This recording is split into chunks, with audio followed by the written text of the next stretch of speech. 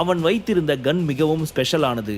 அதை நினைத்து சிரித்துக்கொண்டே அந்த கன்னை முத்தமிட்டவாறு அவன் அருகில் சென்றவன் அந்த கன்னில் புல்லட்டை லோட் செய்து அவன் நெஞ்சை நோக்கி குறிவைத்து புல்லட்டை அவன் மீது பாய்ச்சினான்.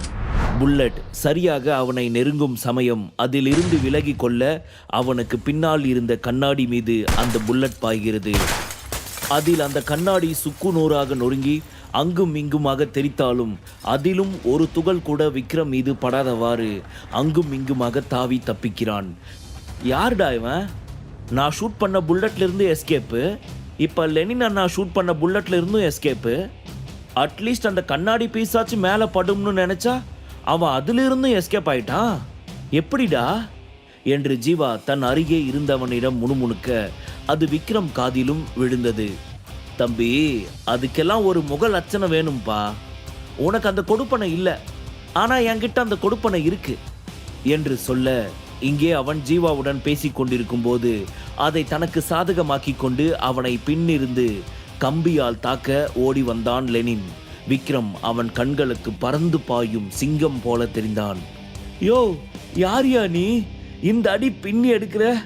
கடவுளே, தயவு செஞ்சு என்ன விட்டுரு, உனக்கு கோடி புண்ணியமா போகும் என்று லெனின் விக்ரமிடம் கெஞ்ச ஆரம்பித்தான். எப்பா, புல் அரிக்குது.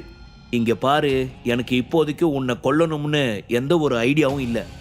அதனால நீ பொழைக்க என்ன கடவுளாக்காத, அப்புறம் நிஜமாவே நான் உனக்கு யமனாகிடுவேன் என்று சொன்னவாறு அவன் தலையில் ஓங்கி தட்டியவன் நேராக அங்கே கம்பியில் தொங்கவிடப்பட்டிருந்த அபினவ் அருகில் சென்று சுற்றி இருந்த கயிறுகளை அறுத்து அவனை மெதுவாக கீழே இறக்கினான். விக்ரம், நீ வந்து கண்டிப்பா என்னை காப்பாத்துவன்னு எனக்கு நல்லாவே தெரியும்.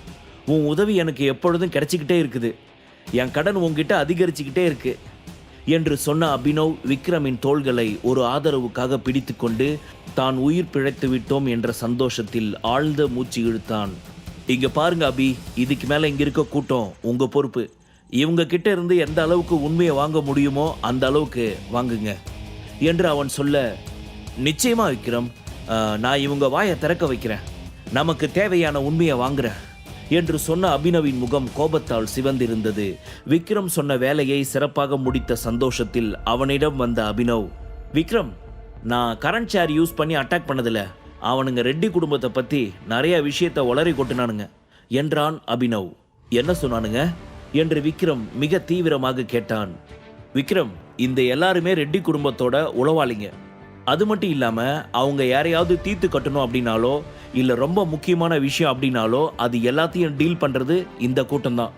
இதில் லெனின்னு ஒருத்தர் இருந்தான் இல்லையா, அவன் தான் இவங்க எல்லாருக்கும் லீடர். அபினவ் கிட்டத்தட்ட தனக்கு தெரிந்த அனைத்தையும் சொல்லியிருந்தார்.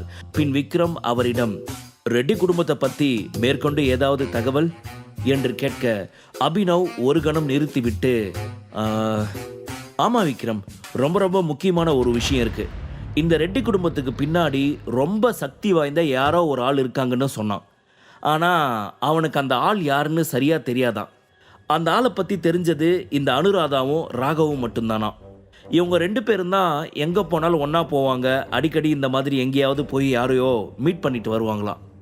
இதில் இன்னொரு ஸ்பெஷல் நியூஸ் என்னென்னா, நாளைக்கு அவங்க ரெண்டு பேரும் ஏதோ ஒரு விஷயமா வெளியூர் போகிறாங்களாம்.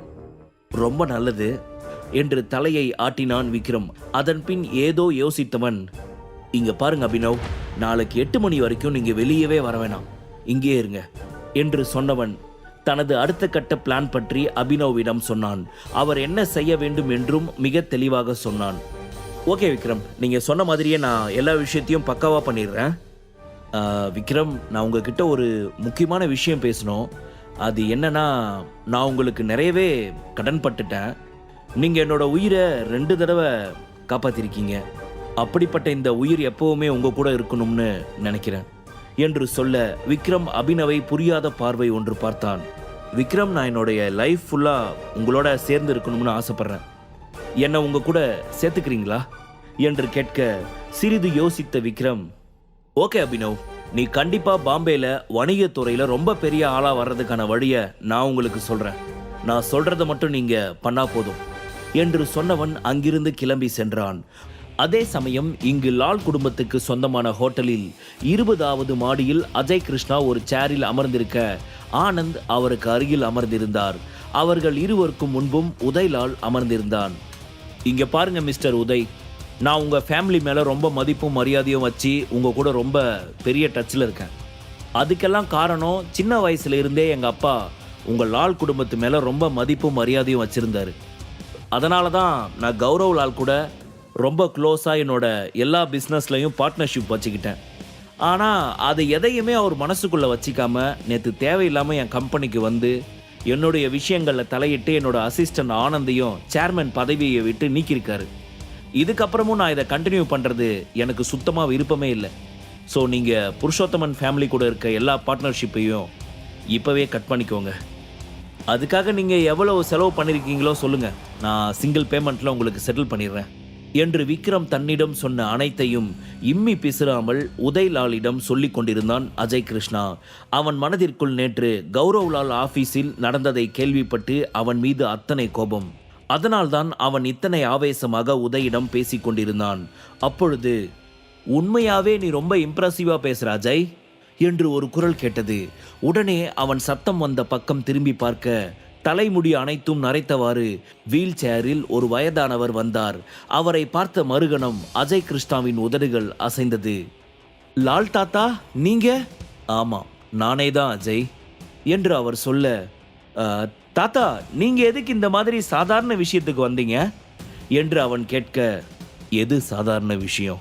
நேத்து நீ என்னோட பையனையும் என்னோட பேரனையும் அந்த ராக்கெட் ராஜாவை வச்சு அடிச்சு இப்போ ஹாஸ்பிட்டலில் உயிருக்கு போராடிக்கிட்டு இருக்கிற அளவுக்கு பண்ணி வச்சிருக்கியே, இது சாதாரண விஷயமா என்று கோபமாக கேட்க, அவர் எதையோ தவறாக புரிந்து கொண்டார் என்பது அஜய்க்கு தெளிவாக புரிந்தது. தாத்தா நீங்க என்ன சொல்றீங்கன்னு எனக்கு புரியல, பட் நீங்க என்ன தப்பா ஏதோ புரிஞ்சு வச்சிருக்கீங்கன்னு மட்டும் ரொம்ப தெளிவா புரியுது. ஏன்னா எனக்கும் அந்த ராக்கெட் ராஜாவுக்கும் எந்த ஒரு தொடர்பும் இல்லை. அது மட்டும் இல்லாமல் நான் சின்ன வயசுல இருந்தே இப்படி ஹாஷா நடந்துக்கிறவன் இல்லைன்னு உங்களுக்கு நல்லாவே தெரியும். அப்படி இருக்கிறப்போ நான் எப்படி அவரோட சேர்ந்து உங்கள் பசங்களை அட்டாக் பண்ணியிருப்பேன்னு நினைக்கிறீங்க? கண்டிப்பாக கிடையாது தாத்தா என்று அவன் தன் பக்க நியாயத்தை சொன்னான். ஆனால் லால் அதை நம்புவதாக இல்லை. பரவாயில்லையே அஜய் கிருஷ்ணா, நீ இந்த அளவுக்கு பொய் சொல்ல தெரிஞ்ச ஒரு ஆளா என்று கைத்தட்டியவாறு சொன்னவர் பின் கவலை நிறைந்த முகத்துடன் அவனை பார்த்து, ஆனால் நான் தான் உன்னை பற்றி ரொம்ப தப்பாக புரிஞ்சுக்கிட்டேன். நீ சின்ன வயசாக இருக்கப்போ உன் அப்பா என்கிட்ட எந்த அளவுக்கு பணிவாக வேலை பார்த்து எனக்கு எவ்வளவு உண்மையான ஒரு ஆள்னு தெரியுமா? உங்கள் அப்பா மேலே இருக்கிற மதிப்பால் எனக்கு உன் மேலேயும் நிறைய நம்பிக்கை இருந்துச்சு. ஆனால் நீ அந்த மரியாதை எல்லாத்தையும் சுக்கு நூறாக உடைச்சிட்ட. எங்களை இப்படி நம்ப வச்சு கழுத்த இருக்கிற மாதிரி நம்பிக்கை துரோகம் பண்ண உன்னை இதுக்கு மேலேயும் நான் கண்டிப்பாக சும்மா விடக்கூடாதுன்னு நினைக்கிறேன் என்று லால் சொல்ல, பாவம் அஜய் கிருஷ்ணாவுக்கு என்ன செய்வதென்றே தெரியவில்லை. அவன் தன் பக்கம் உள்ள நியாயத்தை எப்படியெல்லாமோ சொல்லி அவருக்கு புரிய வைக்க முயற்சி செய்தான். ஆனால் லாலோ அவன் சொன்ன எந்த ஒரு விஷயத்தையுமே கேட்டுக்கொள்வதாக இல்லை. தன் மனம் முழுக்க முழுக்க தன் மகன் பேரன் இருவரின் இந்த நிலைமைக்கு காரணம் அஜய் கிருஷ்ணாதான் என்று நம்பி அவனை கொன்று தீர்க்கும் கோபத்தோடு முறைத்து பார்த்தார் லால். முழு கதையையும் கேட்டு மகிழ பாக்கெட் FM ஆப்பை டவுன்லோட் செய்யுங்கள். லிங்க் டிஸ்கிரிப்ஷனில் கொடுக்கப்பட்டுள்ளது.